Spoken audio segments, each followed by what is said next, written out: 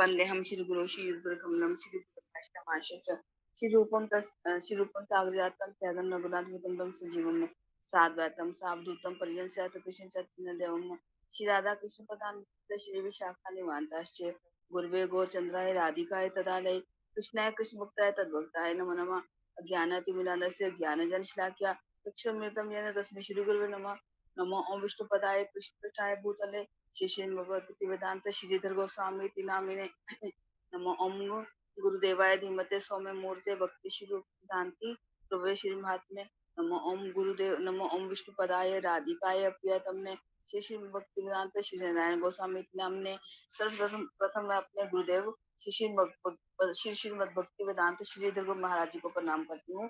तत्पश्चात मैं अपने परम गुरुदेव श्री श्री भक्ति वेदांत श्री सिद्धांत रूप सिद्धांत महाराज जी और शिशु भक्तिवेदांत श्री नारायण गोस्वामी जी को प्रणाम करती हूँ। तत्पश्चात अपनी शिक्षा गुरु श्री मधु खंडेलवाल दीदी और मणिमंजी दीदी और रमा दीदी को प्रणाम करती हूँ। तत्पश्चात मैं श्रीपाद मल्लिकार्जुन प्रभु जी को प्रणाम करती हूँ और सभी वैष्णवियों को प्रणाम करती हूँ। मेरा टॉपिक है आज का भगवत गीता का 12वां श्लोक। ना तवेमहं जातु नासं न त्वं निमे जनाधिपा न चैव न भविष्यामः सर्वे वयमतः परमा।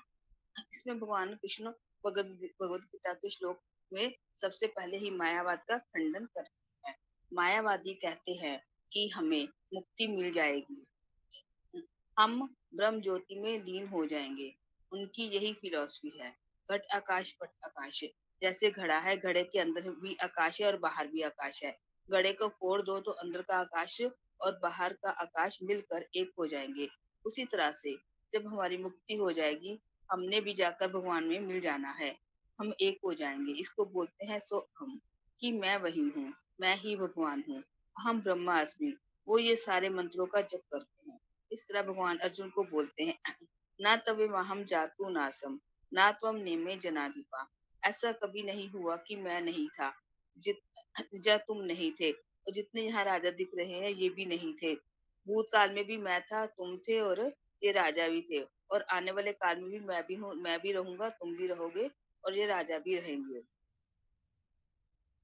सर्वे वयमत परम, इसके बाद भी हम सबका अस्तित्व रहेगा ही रहेगा। तो ये जो जीव है, ये कभी भी भगवान से मिलकर एक नहीं हो सकता। शंकराचार्य जी ने बोला कि जीव और भगवान मिलकर एक हो जाते हैं। भगवान में एक भागवत में एक प्रश्न उठा कि परीक्षित महाराज ने सुना कि ब्रजवासियों का कृष्ण के प्रति प्रेम है। इतना प्रेम वो अपने आप से भी नहीं करते, उतना अपनी आत्मा से अधिक प्रेम वो श्री कृष्ण से करते हैं। इसको सुनकर उनके मन में एक संदेह हुआ कि ऐसा प्रेम कोई कैसे कर सकता है। उनका मानना है कि सबसे अधिक प्रेम मनुष्य खुद से करता है, कि इतना ऊंचा प्रेम कैसे हो सकता है। इसमें इसमें ये अपने आप से ही भी इतना प्रेम नहीं करते जितना श्री कृष्ण से कर रहे हैं। तो इसके उत्तर में भागवत में बताया गया है कि सुखदेव गोस्वामी परीक्षित महाराज को बोलते हैं कि देखो राजा, सब जीवों को जो अति प्रिय होता है वह अपनी आत्मा होती है। सबसे ज्यादा कोई अगर प्रेम भी करता है तो अपनी आत्मा से करता है। आत्मा ही सबको सबसे ज्यादा प्रिय होती है। तो आत्मा ही प्रीति का पात्र है। आत्मा प्रीति का पात्र है, शरीर नहीं। जब उसका शरीर रोगग्रस्त हो जाता है तो वह किसी काम का नहीं है। वो उस शरीर को छोड़ना नहीं चाहता, तब भी वो जीवित रहना चाहता है। जो विषय का पात्र है वो आत्मा है। तो शोक किसके लिए करना चाहिए? आत्मा के लिए तो शोक कर नहीं सकते, क्योंकि आत्मा तो नित्य है। अब प्रश्न ये है कि हम अगर शरीर के लिए शोक करें तो शरीर तो जड़ वस्तु है। शरीर जब नॉन लिविंग बींग है तो उसके लिए कोई शोक क्यों करेगा? शरीर तो पहले ही था ही नहीं। आत्मा तो जीवित तो आत्मा है। अब प्रश्न ये उठता है कि जन्म किसको बोलते हैं? हम बोलते हैं कि इसका जन्म हो गया है।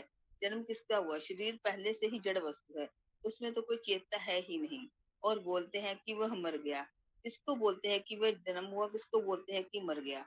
तो सिंपल सा लॉजिक ये है कि जब शरीर और आत्मा का मिलन हुआ उसे कहते हैं जन्म, और जब शरीर और आत्मा का विच्छेद हो गया उसे कहते हैं मृत्यु। अगर हम देखें कि जन्म और मरण का योग और संयोग वाली वस्तु है, तो इसके साथ योग हुआ है तो वो जन्म, अगर वियोग हुआ है तो मृत्यु। शरीर तो जड़ वस्तु है, आत्मा ही एक चेतन वस्तु है। सबसे ज्यादा जीव जो प्रेम करता है अपने आप से ही करता है। अब जब वो अपनी आत्मा से प्रेम करता है तो आत्मा से उत्पन्न पुत्र की आत्मा से उत्पन्न पुत्र को आत्मज कहते हैं कि अपनी आत्मा से उत्पन्न हुआ है, क्योंकि हम तो शरीर को ही आत्मा मानकर बैठे हुए हैं। इससे उत्पन्न होने वाले पुत्र से पुत्र और धन आदि पदार्थ जितने भी वस्तु हैं उन सब से प्रेम कर रहे हैं। जो इन भौतिक वस्तु जो ये भौतिक वस्तु जो जो ये भौतिक वस्तु हैं, मूल प्रेम तो वे अपनी आत्मा से कर रहा है। वही प्रेम हमें गौण रूप में संसार के प्रति नजर आता है, जैसे मैं और मेरा। सबसे पहले देखा जाए तो प्रीति तो सबसे पहले मैं के प्रति होगी। वही प्रीति आगे चलकर मेरे संबंधी और मेरे परिवार के प्रति हो जाती है। ये प्रति रिफ्लेक्शन रूप में आत्मा के प्रति नजर आती है। जब जीव सबसे अधिक प्रेम अपनी आत्मा से करता है तो आत्मा की भी आत्मा है भगवान परमात्मा, और वो भगवान कृष्ण है। इसलिए तो जीव के लिए ये स्वाभाविक है कि जो प्रेम जीव अपनी आत्मा से करता है, जब उसकी आत्मा की चेतना शुरू हो जाती है, चैतो दर्पण मार्जन जब शुरू हो जाता है, तब वो प्रेम अपने से भी अधिक कृष्ण से करेगा। ये स्वाभाविक है कि जीव का कृष्ण के प्रति प्रेम देखकर जो आश्चर्य हुआ वह आश्चर्य का विषय नहीं है, क्योंकि कृष्ण जो है उनकी अपनी ही आत्मा है, उनकी अपनी ही आत्मा का आत्म स्वरूप है। इस आत्मा तत्व को थोड़ा सा और विस्तार करते हैं। भगवान कृष्ण कह रहे हैं कि ऐसा कभी भी नहीं हुआ कि मैं नहीं था, तुम नहीं थे या ये राजा नहीं थे। इसमें भक्ति प्रज्ञान केशव महाराज जी ने एक उदाहरण देते हैं। सबसे पहले भगवान का एक अवतार हुआ, बुद्ध अवतार, जिसमें उन्होंने आकर वेदों की निंदा की।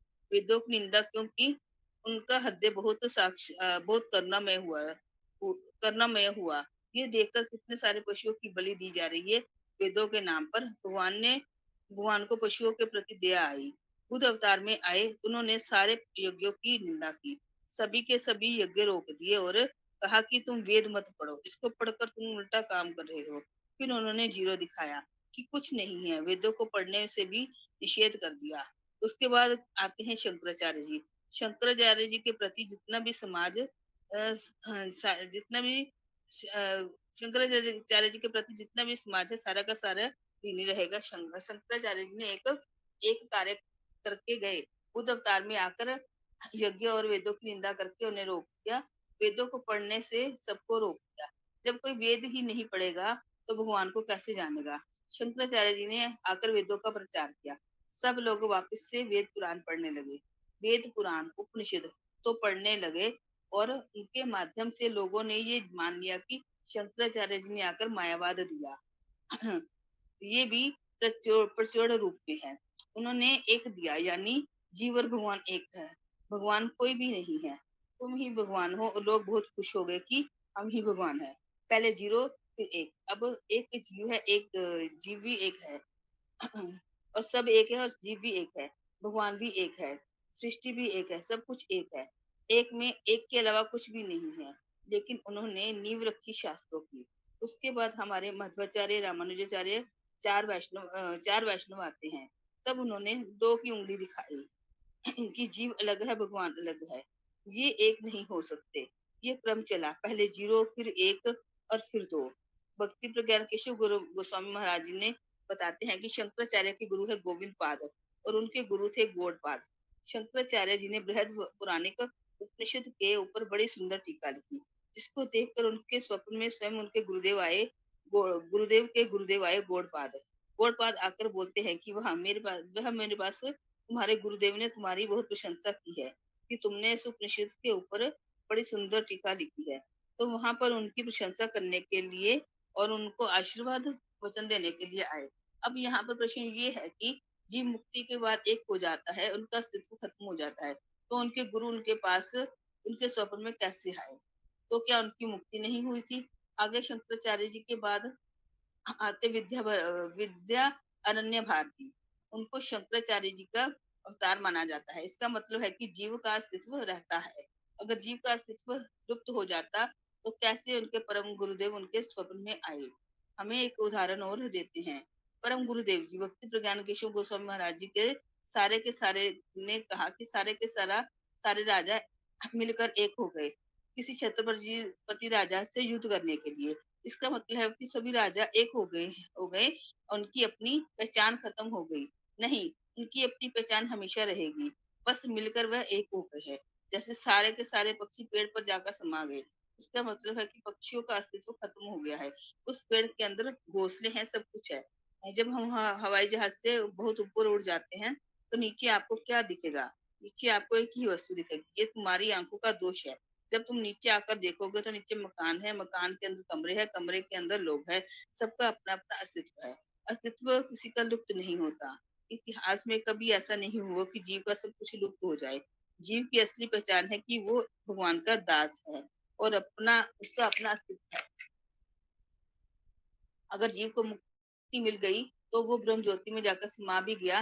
तभी भगवान कहते हैं कि भविष्य में कभी भी ऐसा नहीं होगा कि उसका अस्तित्व खत्म हो जाए। श्रीमन चैतन्य महाप्रभु इस गौड़ीय संप्रदाय में क्यों आए? सिर्फ मध्वाचार्य संप्रदाय में ही क्यों आए थे?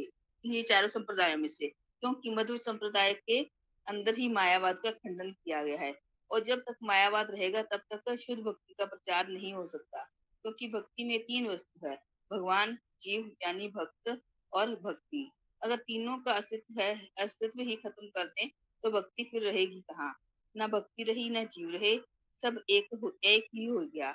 अगर आगे हमारे भक्ति प्रगान केशव गोस्वामी जी महाराज ने मायावाद का बहुत विशेष रूप से खंडन किया। तो भगवत गीता का ये जो श्लोक है मायावाद का बहुत बड़ा खंडन करता है। बड़ा दुख का विषय है कि शंकराचार्य जी ने जब भगवान मायावाद का प्रचार कर रहे थे, तो शंकराचार्य जी कौन है? शंकराचार्य जी स्वयं शंकर भगवान है। वो साक्षात शिव जी हैं।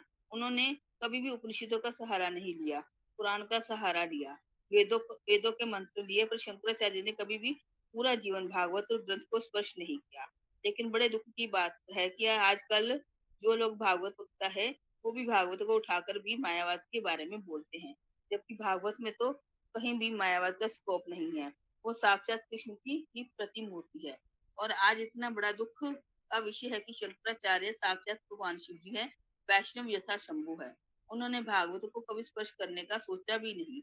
इसलिए शुरू से ही वे हमारे गुरु वर्गों ने मायावाद का खंडन किया है। आज भी भारत के मायावादी लोग हैं ही। जब तक हम मायावाद का खंडन नहीं करेंगे, हम शुद्ध भक्ति का प्रचार कभी नहीं कर सकते। ओम तद विष्णु परम पदम सदा पश्यति सूर्य। ओम तद विष्णु भगवान भगवान भगवान विष्णु है। परम पद यानी उनके चरण है। सदा पश्यति सदा यानी देखते हैं कि कौन सूर्य है, है कौन है यहाँ पर भक्त। भक्त नित्य ही भगवान विष्णु के दर्शन करते हैं। इसका मतलब है भगवान नित्य है, भगवान का स्वरूप नित्य है। भक्त भी नित्य है। भक्त और भगवान का स्वरूप भी नित्य है।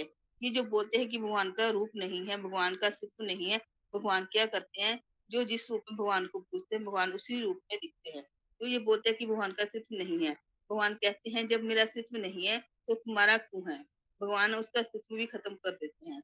उसका शरीर चला जाता है, उसकी आत्मा मुक्ति धाम में ऐसे ही पड़ी रहती है।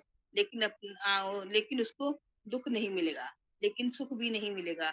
ऐसा भी कहीं वर्णन नहीं है।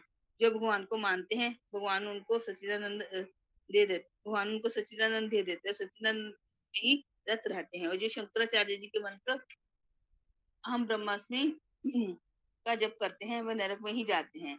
एक मायावादी ब्रज में आए। उन्होंने उन्हें मंत्र दिया कि तुम सो अहम का जप करो, क्या करो। सभी मायावादी सो अहम का जप करने लगे। फिर एक वैष्णव भक्त आए। उन्होंने देखा कि सभी ब्रजवासी सो अहम का जप कर रहे हैं। उन्होंने बोला कि ये मंत्र अधूरा है, इसके नीचे द लगा लो। फिर वो करने लगे दासो अहम।